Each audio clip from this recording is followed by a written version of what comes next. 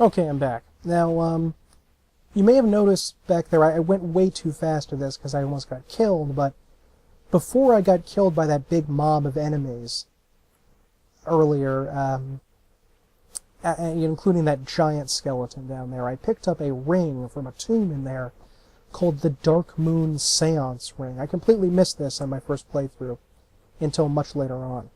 Almost at the end of the game. This ring is granted to adherents of Gwyndolin, Dark Moon deity and last ward of Gwyn, Lord of Sunlight. Grants additional magic attunement slots. The Dark Sun Gwyndolin is the only remaining deity in Anor Londo. His followers are few, but their tasks are of vital importance. So apparently Gwyn had a son, and we're learning that the god had children now. So that's unique, that's interesting. And however, we don't really know very much about that until we ring both Bells of Awakening and get to the latter part of the game. So we're going to have to wait a little while before we get to that point. And I think going to... There we go. Okay, let's continue on now with this next part of the area. There is something that, well, if I survive, I'll show this to you, I guess, because it's kind of difficult. But anyway, let's pop down here, go like you're going to the boss, just zip down here, and instead, just pop over here and go into this area. This is the more roundabout way down to the boss area. Let's see how many arrows. I don't know if I have enough arrows. Okay.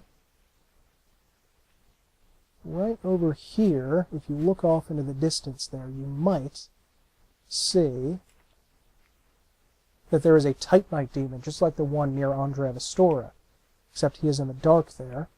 I don't believe I have enough arrows to kill him, but I'll just cut back to after I do that.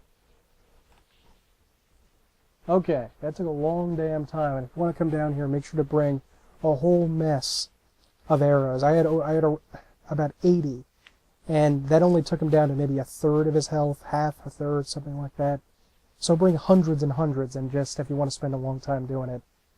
I did not upgrade my longbow just yet, but, yeah, wow, that took a long time. But anyway, the reason you want to do that is pop over here, go to this corpse, and you can get something called an Eye of Death.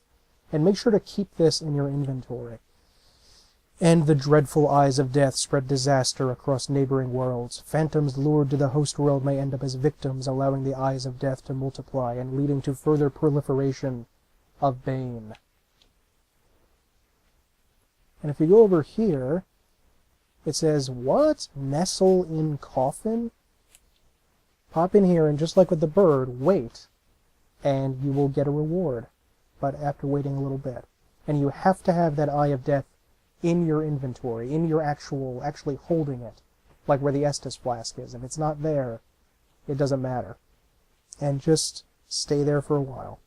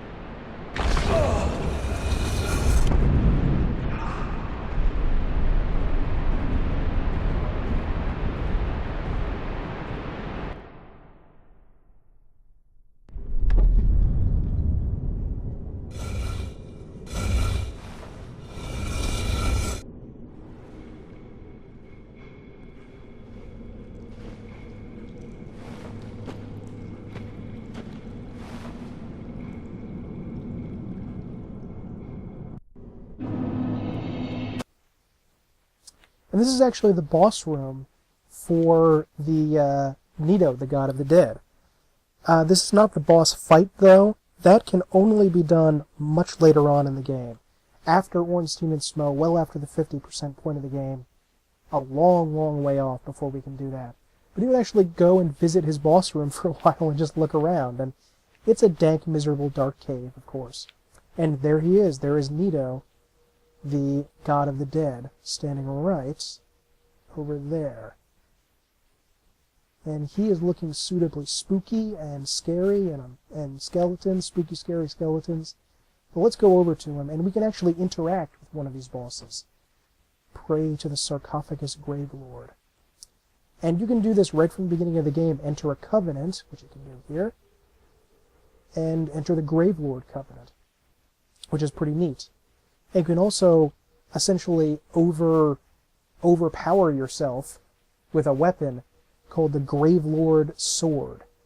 And the Gravelord Sword is a huge, powerful, curved greatsword, and it has a really cool moveset. I can't use it yet because I don't have the strength, but this is a damn cool sword.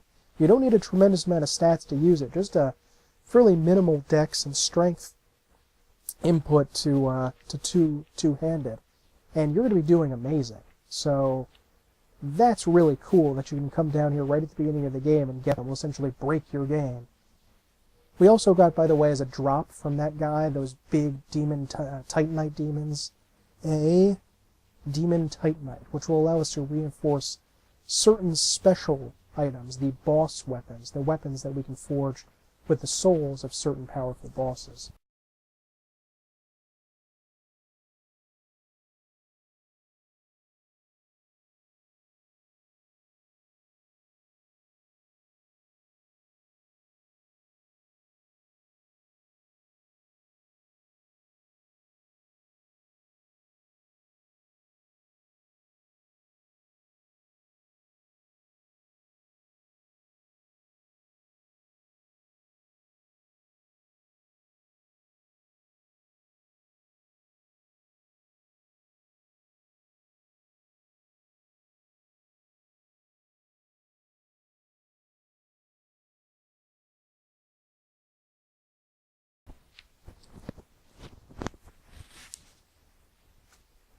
The Gravelord Covenant, unlike the Way of White Covenant, is not useless, although it is nearly so, because what Gravelording essentially does is an early version of the Rat Covenant from Dark Souls 2. And what it amounts to doing, probably just gonna... What it amounts to, essentially, is you are attacking another player's world and filling his world with monsters. However, unlike in the Rat Covenant, you're not directing it and standing there trying to kill him in his world. You are doing it to someone that you can't really witness. You can't really see yourself doing that. This area is a lot harder without coming down and doing this, because those guys up there in the skeleton, well, reawaken. Ooh, and we got a skull lantern. I can show that to you. Ooh, oh, you got parries? You got parries, boy? I don't give a fuck about your parries. What, you want some of this? Bam! Mr. Skeleton. I don't think so. There we go.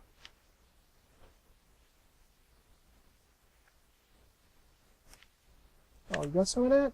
Bam! Jumping attack. Yeah, you like that? Anyway. And you essentially, when you Gravelord someone, you are sending red phantom enemies into their world, but you can't really see it happening. And there are some other complications about it happening only in New Game Plus, which kind of makes the thing useless. That may be an attempt to try to baby people by keeping out the certain super difficult elements until we're ready for them, that I don't necessarily approve of. Now, there is one more Black Knight in this area that we have to take on, and he has a weapon that we have not seen yet, the Black Knight Axe. And don't jump down, don't, oh no, oh. I thought he was going to jump down to the place with the bone wheel skeletons, which would not have been pleasant. That axe he's got there is pretty cool. Oh, Soul of a Proud Knight. But if he jumps down, he can actually jump down into that area with the bone wheel skeletons, and that makes this thing much more difficult. He can actually run up there to that place where the Necromancer just was that we were at, and attack us during that. And that can make it very, very difficult. We don't want him to go do that. Yes! And we got his axe, and White Titanite. White Titanite chunks allow you to make holy weapons. but we don't really have a use for that right now, especially because we're not a holy character. This is a pretty cool weapon, but it's a bit too ornate for my taste. It looks a bit too gothic and fancy. I mean, it makes sense that they should use this because they're big, fancy, you know, the knights of the king of the gods, but it requires 36 strength to one hand. That's a heavy investment right there. Even to two-hand that's quite a bit. And the skull lantern. The skull lantern just punches if you have it in the right hand. However, you're supposed to use it like a shield, and if you put it in the left hand, you can do this, and it will illuminate the area. And this is what you can use to get down into the Tomb of the Giants, although technically you're not going to get a guaranteed drop of a skull lantern until you get down there into the Catacombs. It's just a skull with, I don't know, candles in it, like for Halloween, something like that. You may not get a skull lantern. I got lucky in my first playthrough and got one on the first necromancer I killed and assumed that's where you always got one, but you don't. You actually get that right by where Rhea of Thorelund is in the Tomb of the Giants, and you have to go through that first area in the dark, which is not hard if you know exactly where to go, but if you don't, like on your first playthrough, it can be very challenging. Now, I don't think there is anything more in this section down here, but there is one more place we have to go. Is there an item down here? No, there's not. Okay. Just going to pop up back to where we were, if I press the right button, which I did not. Pop up back to that bonfire, and maybe, sorta, kinda, little bit, maybe, kinda, do this. There is one more thing we have to do in this area, and that is finding a blacksmith. And this blacksmith is sort of hidden away in a place where we can't really find him. And he is the blacksmith that allows you to upgrade fire weapons. But in order to get to him, we need to do a bunch of jumping. And as I mentioned many times, jumping in the Souls games often leads to death. So I may need to cut back to this in a moment. I may need to do this like 10 times and just cut back to it, but we'll see what happens when we get down there.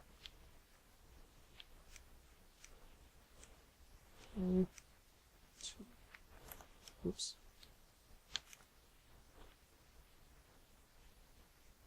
Ooh, parry him? No. Okay. Head back down here where we pressed that lever and got the great scythe originally. Fighting this guy here is not ideal. That guy just jumped to his death because he's just sick of his undead life, I guess. I don't know. Alright. Now, if we use the skull lantern, we might be able to illuminate. Yeah. We need to jump down to the platform, not that one. They put that little bump there sticking out to try to trick you, but really where we need to go is to the one just below it. And we made it. And we made it again. Green Titanite is the Titanite you need to upgrade fire weapons. And let's just hope we can do this without dying. Yes, we can. And if we head in here, we're going to get a cutscene.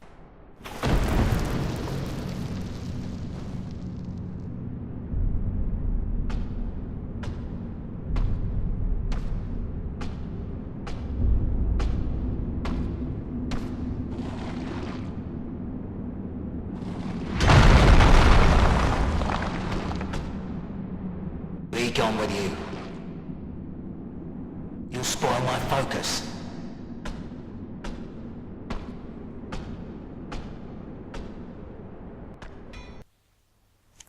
Oh! Oh, damn it. There we go. Alright, now when I first came down here, I thought this was going to be a boss or something, but it's not a boss. It's actually just the blacksmith for this area. And he's the only one that will upgrade fire weapons. And in order to upgrade a weapon into the fire path, it needs to be at +5, and you need to have green Titanite. Now, I've been farming in an area, and I have tons of the stuff. It's very easy to get. But in order to upgrade it from +5 up to +10, you need red Titanite chunks, which I have 2 of that I got in the last episode in the Undead Asylum. But you can get more of them down past Blighttown in another area near there. I love how they play with this guy and make him seem like he's a monster. I thought he was a boss, but he's not. I mean, he is a boss, but only in the cool sense, not a boss you have to fight. This is just a merchant. He doesn't look human, or if he is, he's a very large, hefty human with an odd rib cage. I mean, he can't possibly be human, can he? He's more of a dwarven build, except for the height, obviously. Let's chat with him.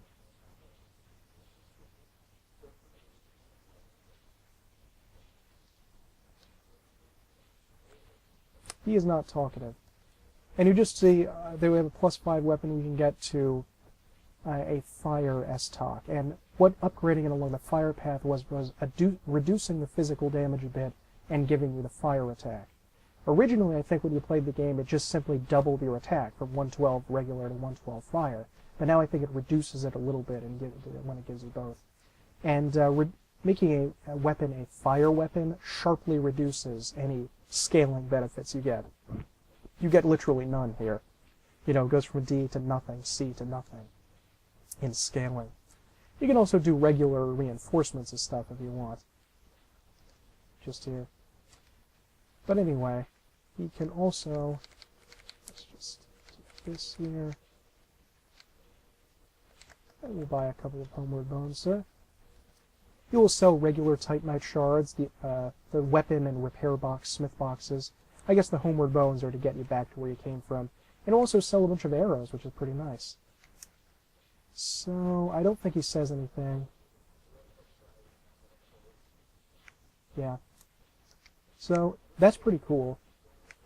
Now, the area that he opened up here, I'm going to be very careful. This door, and I'm not even going to stand in front of it, leads back to the bone wheel room. So you can understand my hesitation about going through there. I'm just going to head back to the bonfire. And I think that's going to be it for this episode. This was a lot of fun going through this area. It was really enjoyable to beat that pinwheel boss. I like the Catacombs. It's a fun area. And the next one I'm probably going to see if I can use that great scythe. But until then, I want you to have a good night.